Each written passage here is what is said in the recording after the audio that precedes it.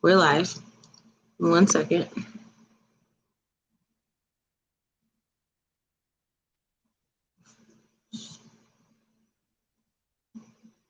You're coming in. Hey guys, welcome. I'm trying to reshare this really fast. Hey, Carlos, can you introduce yourself to them real fast while I do this? All right. My name is Carlos Tercios. I'm a 19-year-old conservative activist in Fort Worth, Texas. And right now I'm doing campaign work for President Trump, for his campaign, for State Representative Craig Goldman, and for the Republican Party of Texas. So, and I am a voter deputy registrar and the founder of the March for America. So you're a busy young man. You're in school too, right? Yes, UTA freshman. Awesome. Where are you going for? Political science, and then eventually law school. So you were recently featured in a Breitbart article Yes. for the rally you did in Fort Worth last Saturday, right? Yes. Okay. And what I want to do is I want to show everyone what you said, because it's like one of the most like inspirational things I've seen. Most of us cried. I cried. So you're gonna have a commercial. Let me get past that really fast so I can skip the ad. Okay. Since I was 2 years old, both my parents were always telling me, Okay. All right. I'm about to share the screen. Okay.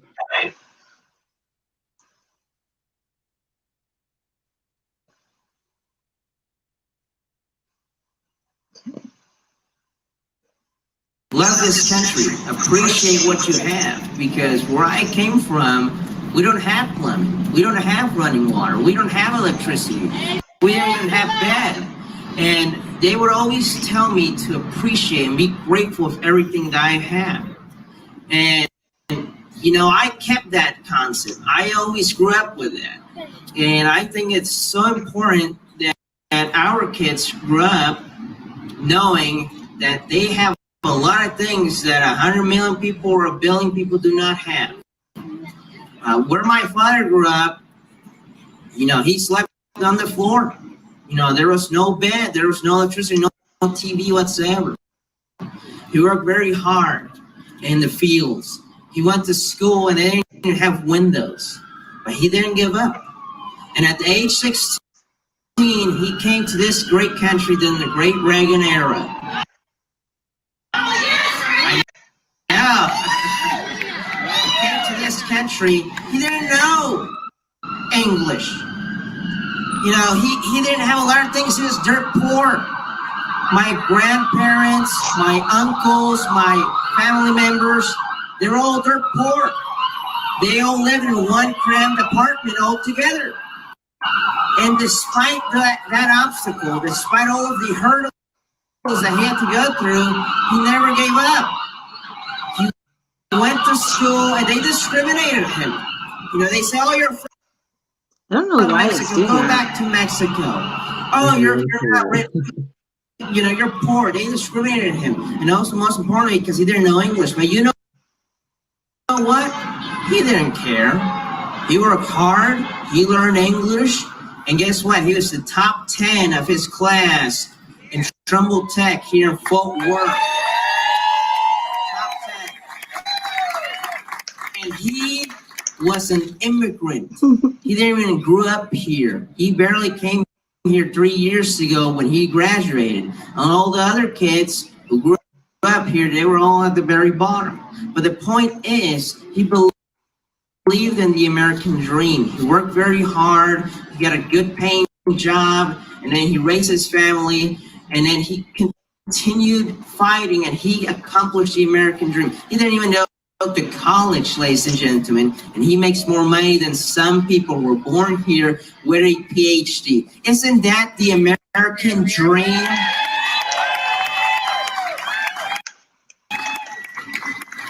And there are millions and millions of people worldwide who would die just to come to this great country, who would die to drink the clean water, the electricity, the education, to get all the benefits that America provides. And both my parents are a great example of the American dream of immigrants wanting to come to this great nation. We have to continue the fight, ladies and gentlemen. We cannot give up. We cannot allow a radical, cancerous movement that wants to burn down our home, ladies and gentlemen. How can we allow this movement to burn our house? We gotta fix the crack, not burn the house, ladies and gentlemen. Fix the crack, not the house. Don't burn the house.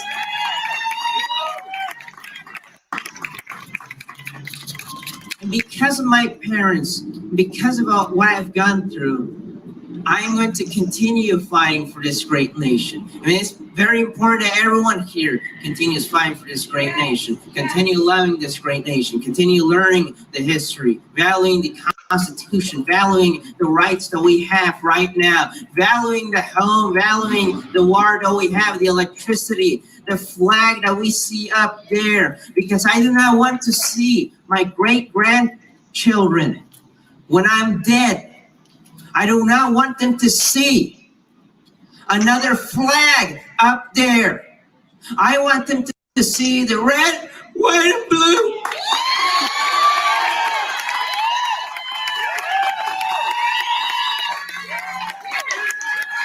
Again? There are millions of people who want to come to this country, who would die just to come to this country. What I've seen, my mother, my father, where they grew up, and then coming here and loving this country, because there are billions of people worldwide who do not have what we have. My parents, my family, they work very hard and accomplish the American dream. They work very hard. They love this country. And they taught me to appreciate it, because I don't want to lose my home. I don't want my grandchildren to lose their home. I want this country to be united. I want my children, my grandchildren, to know that there's still a house here. To know that this country was united and that we did not allow this division to kill us all. That we did not allow this division to destroy the greatest nation on earth.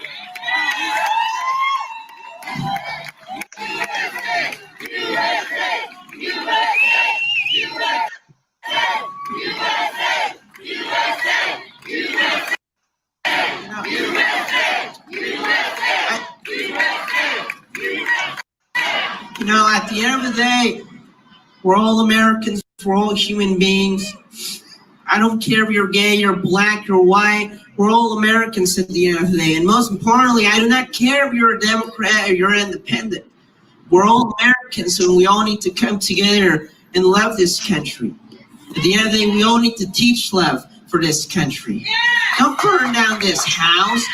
Come together. If we have a problem to fix, we will get together, get a compromise, and fix it. And that is how America has thrived throughout the years, through compromise, through unity. It doesn't matter where the left or the right exists. The point is, throughout all of its history, we have survived because of compromise. And we have always resolved problems and issues. It is true, in the past, America had a racist past. Black people weren't allowed to go to a restaurant, to go to specific schools. But if America were such a racist and ugly nation, why on earth did we get a black president for 8 years? We have BET, we have black scholarships, we have black programs, Hispanic programs. We are allowing a diversity to flourish in this country because America is a country that changes throughout the course of history, that makes sure that its wrongs are corrected. And it will always continue doing that because America is the greatest nation on earth. And we need to continue to fight for this country, to come together, to vote November 3rd, and just love one another.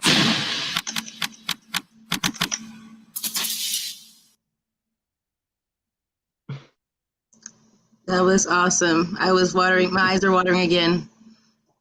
I know So, it's emotional. oh, sorry. Yes. Um, People are really saying it's really touching. I'm going to cry now, but it's not bad tears. No, it's So, not so bad tears. So. what's the motivation? Like, why do you do this? You're 19 years old. You know all the things that you know. Like, what motivates you? Like, why are you doing this? Well, I'm doing this because ever since I was 15 years old, the independent school district here in Fort Worth wanted to separate my school. And I was a freshman. I was actually a high school freshman back then. And I was plunged into politics at a very young age. My parents got involved, my teachers got involved, and we went to school board meetings. I met board trustees when I was 15, the superintendent, directors, city council people as well. And I learned that, if you want to make a change, if you want to stop any ugliness in society, you need to get involved. And, it took us 4 months to stop the ISD because the ISD was very stubborn. They wanted to separate my school and still call it one school, which is doesn't make any sense, but it was just profits. They were motivated by profits. They wanted to basically save another school and kill my school in the process. So it took 4 months. Eventually, the superintendent conceded, and I realized, well, I got to keep going, because there's a lot of things we got to do, and especially since this is my home. But another factor is what you basically saw in that video is what my parents taught me. My parents, they didn't teach me to hate this country, to envy other people, and all of that. My parents, they taught me to appreciate what we have, and they would always do it in Spanish. They would always tell me, mijito, aprecia lo que tú tienes, la comida, todo esto, el país, porque de donde venimos, es un lugar muy horrible, un lugar con, pobreza y guerra. And what basically they would say is, you have water, you have food, you don't have to experience war, you don't have to experience extreme poverty. And even the poor people here, they have iPhones, they have food and a lot of resources. That's the irony. Over there, if you're poor, you're basically eating rats. Over here, no, you have a lot of help. And, this country is literally a blessing for for everyone. Anyone who's an American won the lottery the day they were born. And they always taught me that. I wish parents would teach that to their kids, but that was a major motivation, a major drive, which also helped whenever the ISD wanted to do that. And it was a culmination of all of that. So ever since then, I've been involved and inspired. So. Well, I can say that I really admire what you're doing and I look up to you for that, even though you're younger than me. But you're starting off early. So you're going to college, and then your next step after you graduate, are you planning on running for office in the future? Yes. Once I have my career settled and once I have the foundation, I'll run. But until then, I will not run. I don't know what position will be available in the future. It could be school board, it could be city council, it could be state rep. It could be any position, but I'll have to wait and see what's available, and of course, which one is the most important in the future. So. Okay, and then what's your plan for after the elections? This November 3rd, school board and city council, Fort Worth will have a school board election and then a city council election. So all of the city council people are running again. And we have 5 seats that are up for the school board for ISD this upcoming May. And those 5 seats, ironically, are the most important because Fort Worth now has an organization called Improve for ISD, which is basically working on flipping at least 3 of those seats 3 of those seats are held by progressive Democrats, and those progressive Democrats are basically pushing in critical race theory into the high school curriculum, history curriculum, teacher training. It's being embedded. And for those who don't know what critical race theory means, it basically means that race has a major component in it's basically a major component for everyone's lives. Um, if I talk to you, if I dress this way or if I interact with this person, it has to be, it's always related to race. So they tie everything to race, income, culture, language, having a friend, how you talk with people.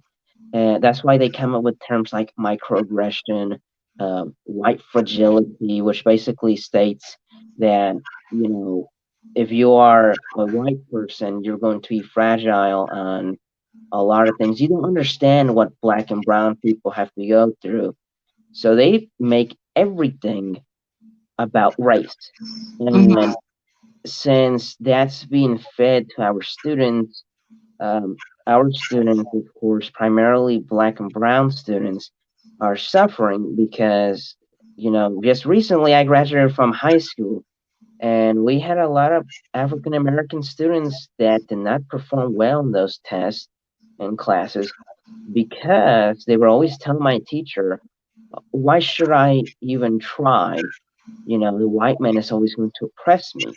And they're teaching our kids, primarily minority kids, to hate someone who is white and to hate America, and that America is a racist, evil country, and that they're never going to be successful. So, Wow, that's yeah, scary. it is scary, and that's why Texas, it's really a great plan to turn the entire state blue. And if they flip Tarrant County is a bellwether county. So if they flip Tarrant County, most likely Tarrant County will be, uh, most likely Texas will be flipped. And if Texas goes, then the whole country goes. So Mhm. it's really a great plan they're doing it in Houston ISD, San Antonio ISD. A lot of people like to ignore education. A lot of people think, foreign affairs, Washington, D.C., the big politics is what's important. But in reality, I think the greatest change that is happening is in our education system. And if we don't stop that change, I don't think our uh, kids and most importantly certain groups of people are going to really love America in a couple of decades. It's not going to look pretty. It's probably going to look like Venezuela. I And mean, it's excuse already me, happening now. I know. Excuse me one moment. My dog wants to leave. Okay, I'll entertain them while you do that. My dog's laying at my feet, sleeping at this moment, snoring. He went. I could hear him. And I'm like, oh, he wants to go outside. So Okay, and then so you're gonna go to school. You're gonna be focusing on those things. Is there anything else that you want to tell the audience about yourself? What you want to discuss? just get involved. Don't be afraid. Uh, of course, there's going to be a lot of nasty people. There are going to be a lot of people who do not want to support you or anything. And most importantly, that was my mother. Sorry about that. Hey, Um, but mom. I know. Most importantly, just don't be afraid. Be bold. You know, uh, if you're a conservative, don't hide it. That's the reason why the left is winning in some key areas, because we're too afraid. Black Lives Matter. They'll have 80,000 people in downtown Houston, and for backing the blue, it's maybe 100 or 200. So when the media sees that, they're like, well, I guess everyone supports Black Lives Matter and their message, so we're just gonna Mhm. roll with that. And if we don't come out, then a lot of change won't really happen, and the left will just keep getting stronger. So I guess that's the message I wanna send out. Okay, you're absolutely right about that too, because we can't fight alone. Like, we can't do this by ourselves. And so when there's more of us and we have bigger numbers, people, like you said, people see it, and we're safer that way. Because when they have people out there organized with bricks and attacking people, and there's only way less of us because people are afraid, then they might just kill us.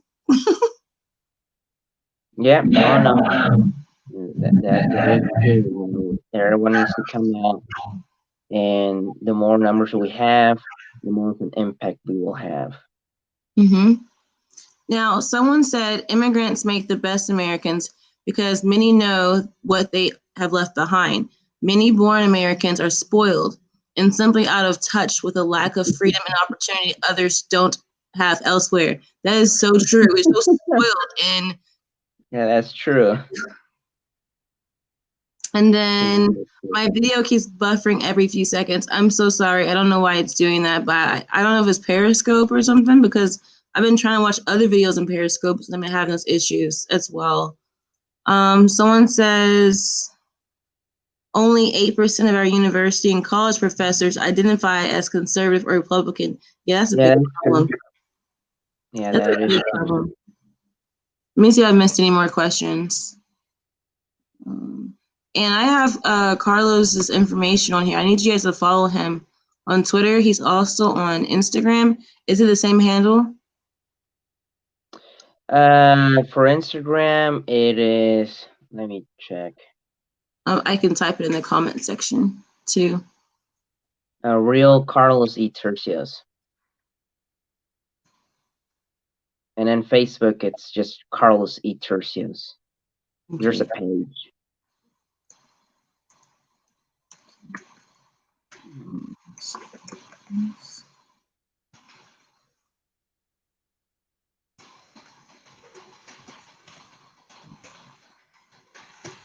But going back to that question, well, to that comment about the immigrants and the spoiled Americans, that is really true. You know, when I've talked with students in UTA and other young people, they really hate the country. They say, you know, this is very oppressive. You know, we don't have a lot of rights. They have this pessimistic, gloomy viewpoint of the world, and it's very pessimistic. And most of these kids have not gone to El Salvador or to Mexico, and not the pretty parts of Mexico, because everyone who travels to Mexico typically either is going to travel to Mexico City, Cancun, or the beautiful parts. But I'm talking about the countryside, the poor areas. They don't understand that they have literally everything that billions of people would want to have. And most importantly on rights, because if you were to be a dissident, you would get shot in a lot of countries, or you'd be arrested. Here in the United States, you know, you can tell this is a really free country when you can burn the flag and you're protected. Mm-hmm. You can burn the flag, which is protected. I mean, the Supreme Court already ruled it. And in other countries, you'll be arrested, or you can get executed, you know, such as in Iran and other countries. So a lot of kids are, of course, here's the reason why they're spoiled. Our past generations, primarily the boomer generation, I'm not trying to insult them or anything, but since their parents, the boomer parents, grew up during World War I and World War II, and most importantly, the Great Depression. Hell, you know, it was hell for a lot of people back then, 1920s, 1930s, 1940s. So whenever they grew up throughout those times and they had children, you know, they realized, well, we got to make sure our children grow up, you know, with a lot of things. We don't want them to struggle. We want them to have all the necessary resources to be successful. And then when the boomers grew up, then they taught it to their children, and it became a pattern. And so we have gotten used to not having a lot of struggles, not having a lot of challenges, not going through a lot of hell, that's for sure. We haven't experienced an economic depression, a major global war, mass deaths. We haven't experienced extreme poverty as well because over the past 70 years after World War II, we've experienced significant peace. So what has ended up happening is a lot of these kids have become softer and then softer to the point where any little problem is the end of the world. And that is the problem, because now we're seeing it with the millennials and Generation Z.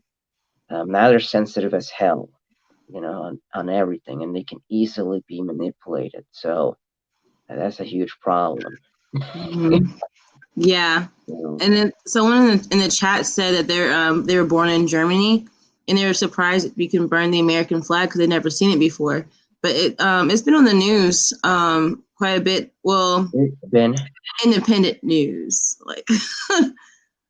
yeah, I mean, it's not going to be reported as much. It's pretty rare. I know Antifa loves to burn American flags, but they're not arrested over, burning the flag. They're arrested mostly because they do aggravated assault or other crimes. Looting, arson, burning things down. Yep. Murder. Definitely matter, yeah. All right. Well, I'm gonna have to have you back on again sometime. Okay. This was really good. I'm happy you're here. I can't wait to see you again soon. What, Tuesday? Tuesday for election day, yeah. For the victory party? Yes. All right. Well, hold on. People are joining in again. Like, it wasn't very many people. Now there's people in here again. So I don't know if it's working again or something. I'm not gonna you can't go yet. Hold on. There's more questions. Forgot to say hi. So I forgot to say hi here since the beginning. Hi all. And the greatest economic depression is coming in 2021, and capitalism will be blamed by the socialists here. I don't know what you mean. And the next person, my mom and me moved to America when I was young. Okay, I guess they're not questions or statements. Let me see. Are there any more?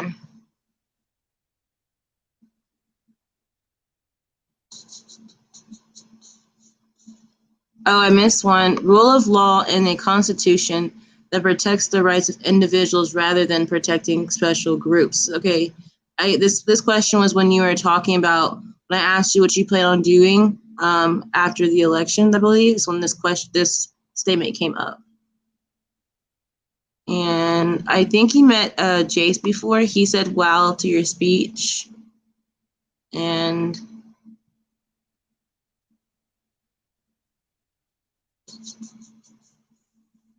do you have any other questions? no, I don't see any more. Well, you personally. Oh, me personally? Yeah. Well, I did ask you the other day if you would. Okay, so I'm quite sure there's other people who are in other locations who would like to do things like you do, like organize these events that you do. What is your tactics on doing that? So not just for myself, but other people can hear how they can do that too. Well, one of the ways that you can usually successfully make an event like a rally for Trump or a Back to Blue March / rally is, first of all, you just gotta organize, have a good plan, but don't overcomplicate it. Make it simple. So the way I did it, for example, the first event that I did was in July. So the way I did it is I had a starting point, ending point. I then calculated how long it would take to get to that, to point B. And then I would designate 1 hour of just walking for the march. And then after that hour, let's say, for example, the march starts at 10:30. We should be there like around 11:30. So I then put, okay, 11:40, we'll start the speakers event. and then from 11:40 to 12:40 we'll have, the speakers event. So it's the way I just did it is 2 parts. One is March, one is speakers. Then another thing is you need to have a PA system. You need to have someone who will provide a PA system, or if you have one, perfect. Then you need to have volunteers as well. You have people that maybe your friends or people that you just know, or maybe they know someone.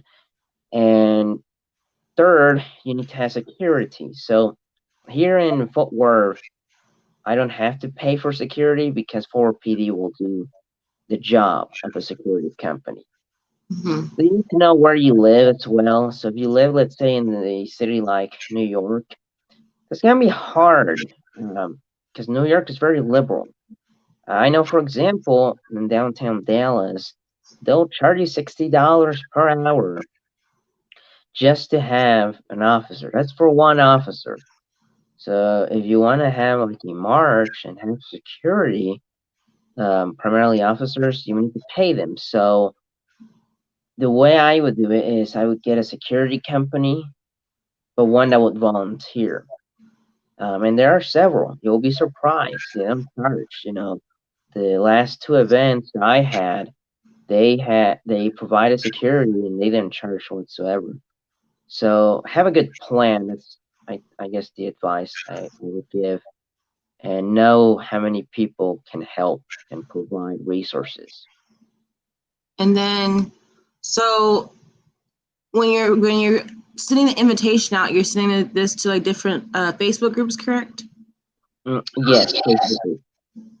I guess the reason it worked out for me is because I do have a lot of friends and Facebook, and I do know a lot of people, so I have a good network as well. So, just get to know a lot more people.